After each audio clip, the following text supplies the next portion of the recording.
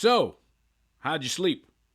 Unbelievable. What a great night over at Dodger Stadium. What's up, everybody? I'm Jim Rodriguez on a Tuesday.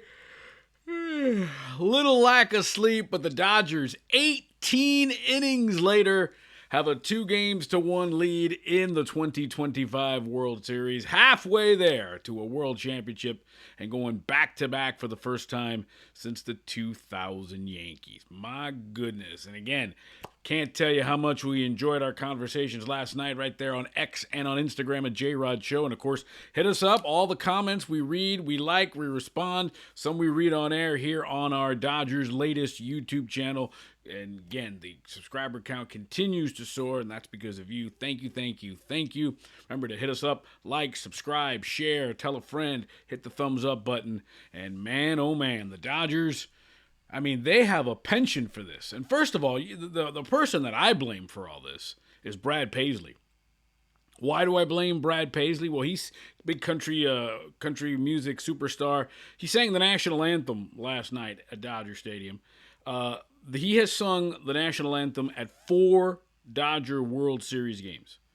2017 Game 2, 11 innings. 2018 Game 3, 18 innings. 2024, last year, Game 1, Freddie's walk-off, 10 innings. 2025, Game 3, 18 innings. Brad! I mean, talk about free baseball, and man, what can you get into? And let's get into let's start at the end with Freddie Freeman. His second walk-off home run in a World Series game. No one has done that in baseball history. Just think about that. No one has multiple walk-off home runs in a World Series. And for Freddie Freeman, man, he now has 2 of the greatest home runs in Dodger history. Obviously, Kirk Gibson won Game 1 of the 88 World Series. Max Muncy hit the walk-off in Game 3 in 2018 in the 18th inning. And now Freddie Freeman does it again. And I guess for me, it just goes to show you how steady Freddie Freeman is. I mean, you know what? You know, we love emotion. We love guys. And this has not been his best series, right? He hasn't hit all that well. Made an error, missing a pop-up in Toronto. And yet he just sticks with it, stuck it through. All the personal stuff he went through last year, and to finally deliver again. And I'll tell you what, he is going down as one of the greats in Dodger history. You know, we got Kike Hernandez, who's played the most playoff games in Dodger history. We've got Max Muncy, who's hit the most home runs in playoff history. But when you talk about the impact that Freddie Freeman has made in his short time, I mean, I know postseason shouldn't count toward Hall of Fame stats, but my goodness, he is quickly turning into one of the all-time great Dodgers. And I hate to do the recency bias, and I'd love to hear what you've got to say about this. But when you think about what he has brought to this organization, the steadiness, the professionalism, the bat, the defense, and now to have 2 walk-off home runs in a World Series, my goodness, Freddie Freeman, I tip my cap to you and my applause to you. Unbelievable night for Frederick Freeman, who, you just see his kids and his wife, and you just can't help but smile. This is the guy that when he was in Atlanta, he saw a kid dressed up as him in his Braves uniform for Halloween, and he stopped them. That's the kind of guy Freddie Freeman is, and you just love the success he's had. And it's almost like, for as much as we love Ohtani and Muncy and all those guys, you almost don't want anybody else up there than Freddie Freeman, and he delivered again with that walk-off home run in the 18th inning. Dead center field, by the way, deepest part of the ballpark, with that marine layer that already knocked down 2 walk-offs, right? We thought Will Smith might have gotten one. We thought Teoscar Hernandez might have gotten one, but it was Will Smith who did the extra push-ups and got the ball over there. All right, so that may be considered the Freddie Freeman game, but it could also be considered the Ohtani game. I mean, these are video game numbers. This is high school stuff, right? That one high school kid that's so much better than everyone else. 4 for 4, 2 home runs, 2 doubles, 5 walks. 4 of them intentional. He reached base 9 times. He's the first person in the history of the postseason to reach base 9 times in one game. He's the second guy to ever have 4 extra base hits in a postseason game. and it looks like he's locked in. And I almost wonder that first home run of the night when he hit it off of Scherzer, that pitch that was, looked like up around his chin, and he turned it around and hit it down the right field line. It almost looks like that has gotten it, because all of a sudden, Shohei has 8 home runs this postseason. All of a sudden, he's hitting 283 this postseason. And all of a sudden, he's on the mound tonight for the Dodgers. So, I was reading all over social media and some articles, and I'd love to hear what you've got to say is, should there be a ban on intentional walks? I mean, he was walked 4 times intentionally, and one time, the 5th walk was sort of, they essentially were pitching around him. Should there be a limit of intentional walks? I don't think so. I think it's all part of the game, and at the end of the day, it gives a chance for a guy like a Mookie Betts or down the line to deliver. And they just couldn't last night. But I wouldn't want to see any sort of banning of intentional walks, or you can only intentionally walk one person. That's one rule I hope they don't mess around with. But Shohei Ohtani, man, I mean, again, what he has done, how locked in he is right now. I think, when we were saying in the division series against the Phillies that they were just non-competitive at bats, and it almost feels like now he's not chasing those little floaters down and away. He's still uppercutting the hell out of the ball. He's still trying to just kind of tomahawk a ball up and out of Dodger Stadium. But it looks like he's now sort of gotten that sort of comfort zone again at home plate. And John Schneider and the Blue Jays want nothing to do with him. And that's crazy that they walked him 4 times intentionally, a 5th time altogether. 12 total bases for Shohei Ohtani. And remember, when you look at his last 2 home games, remember, he was 3 for 3 with the 3 homers in Game 4 of the NLCS, and then, that pours into Game 3 of the World Series. Those are the last 2 home games he's played, and he goes 4 for 4, so he's 7 for 7 with 5 home runs and 2 doubles and 5 walks in his last 2 games at Dodger Stadium as a batter. And, of course, tonight he will be on the mound. But, boy, I tell you what, a locked-in Shohei Ohtani, dangerous stuff tonight. As the Dodgers try to take a 3-1 lead, a stranglehold in the series tonight. And it's great to see Shohei, because what that does, I think, it really puts the onus now on a guy like a Mookie Betts, and even more like a Freddie Freeman, because if they're not going to pitch to Ohtani, I doubt Shohei will get another pitch to hit the rest of the series, even when he's leading off, even when there's nobody on base. I think they are going to say, hey, we want Mookie to beat us because he hasn't been able to. And congratulations to Mookie Betts, by the way, winning the Roberto Clemente Humanitarian Award. I think until Mookie can prove that he can beat you, I think you're going to see these constant walks. It's going to be frustrating, but I think John Schneider and the Blue Jays have seen enough of Shohei Ohtani as the hitter. Well, okay, is it the Freddie Freeman game? Is it the Ohtani game? Or is it the Will Klein game? Will Klein, right? 25-year-old right-hander, was sitting in Arizona, wasn't even on the roster, was the last man added, wasn't on the division series, wasn't on the league championship series, wasn't on the wild card, added to the World Series roster, pitched in Game 1 once the game got out of hand, and then gets thrown into the fire and just absolutely 4 scoreless innings, 1 hit, 5 strikeouts, 72 pitches. The most he had ever pitched in a game had been 2 innings. And Will Klein and what I love about it was how aggressive he was.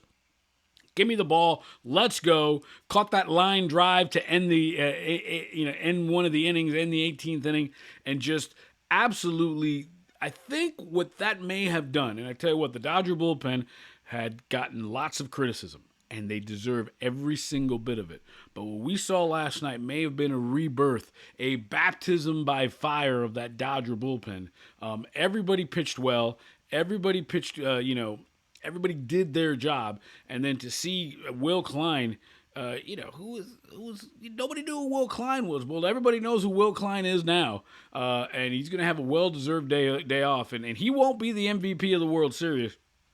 But I'll tell you what, if the Dodgers get that ring, his ring will be just as important as Shohei Ohtani's to absolutely save the Dodgers' ass last night. 4 scoreless innings against the Blue Jays, and really it settled everything down and got us to the point where Freddie Freeman could hit the home run. And then I'll tell you what, it would have been interesting because we know Yoshinobu Yamamoto was warming up in the bullpen. If there had been a 19th inning, it would have been Yamamoto. He volunteered, went up to Dave Roberts and said, hey, I'll pitch. He was warming up when Freddie hit the home run. In fact, what you see is Shohei Ohtani coming out of the dugout, not celebrating with his team, but he was making a beeline for the bullpen because he wanted to celebrate with Yoshinobu Yamamoto, who, of course, pitched that gem in Game 2 in Toronto, was going to come in relief and pitch the 19th inning. Thankfully, didn't get to that as Will Klein and Freddie Freeman took care of business there. So, what do we expect for Game 4? What's the aftermath? What's the fallout? Well, this is going to be big because it's on both sides, all right? Toronto had 67 at-bats in this game. They left 19 runners on. Dodgers left 18 runners on. Dodgers used 10 pitchers. Blue Jays used 9 pitchers. 609 pitches were thrown.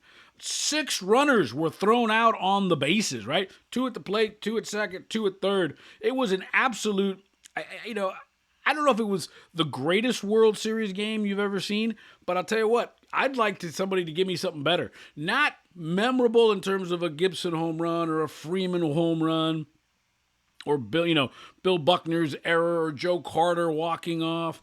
I'm talking about soup to nuts. From the first inning to the 18th inning, everything that we saw, we had 6 runners thrown out at the plate, right?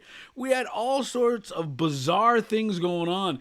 Errors, misplays, injuries, drama. The only thing we didn't have was the guy get thrown out of the plate. Get thrown out of the game. But I want to see what happens now because John Schneider is in a pickle, the Blue Jays manager. First of all, George Springer hurt himself, right? He hurt himself on a swing. They're calling it a side injury, but if that's an oblique, and we don't want to, we know we have our issues with George Springer. I never want to see anybody get hurt. But if he can't play, that takes a huge bat out of the Blue Jays lineup, right?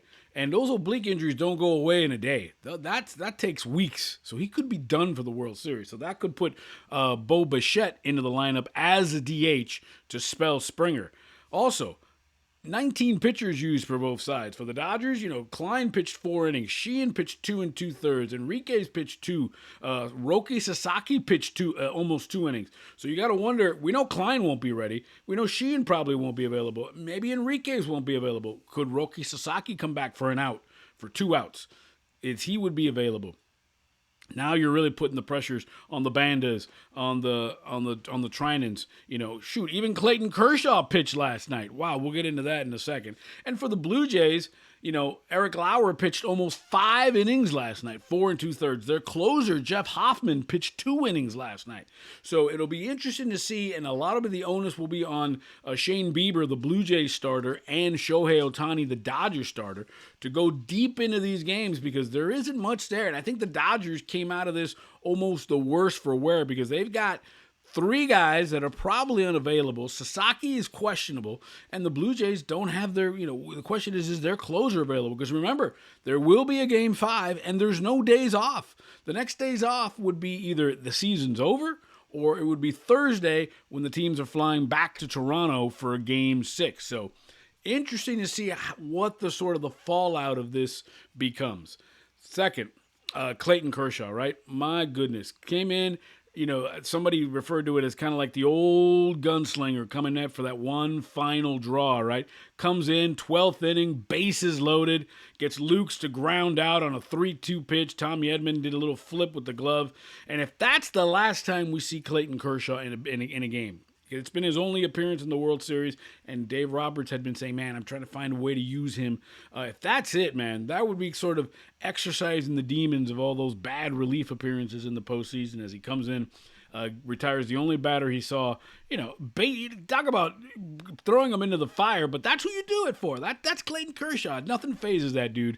Comes in, bases loaded, 12th inning, and retires Lukes on the ground ball on a 3-2 pitch. So, kudos to him. And now comes more questions. Andy Pages. Does he continue to play? We saw Alex Call. We saw Tommy Edman play a little center field last night. The concern with Edman is basically, his ankle. Is he going to be able to hold up? I mean, he giveth and he taketh away at second base. Made an error, but he also made some great plays to throw out runners at the plate. Do you sacrifice him at second base and you put him out in center field? Paez, those 27 home runs mean a lot, but boy, he's in the 80s now in terms of batting. Do you sit him? I know some of you have said on the comments on the chat that you want him sat. Interesting to see after a long night what happens next. But at the end of the day, the Dodgers have a 2-1 lead. And you almost feel like some of the moves that John Schneider made kind of backfired. Obviously, the Springer injury, he ran for Alejandro Kirk and then lost Alejandro's bat. Kirk hit a big 3-run homer in Game 3 off of Tyler Glasnow to put the Blue Jays in front. You just got to wonder if Schneider might have outmaneuvered himself. And the real question is, what is going to be the fallout for this game in terms of who's available, who in terms of the pitching staff, and will we see any effects from that 6.5-hour, 18-inning game last night? And they're right back at it tonight. And this is a big game because when the Dodgers beat the Red Sox in 2018 in that Game 3 18-inning game, Dodgers were down 2-0. So I think it was easier for the Red Sox to flush that game away, and they ended up beating the Dodgers the next 2 nights to win the World Series. This one hurts the Blue Jays more because this series was tied. So the Dodgers took a 2-1 lead by winning this game, and the Blue Jays came out of it injured and banged up on their pitching staff. And again, I think it's really jumps out at me that their closer, Jeff Hoffman, may not be available in a 2-inning game. And with pitching 2 innings last night, and with Ohtani and with Bieber, this game is going to go back into the bullpen. This isn't an Ohtani, this isn't a Yamamoto or a Snell situation.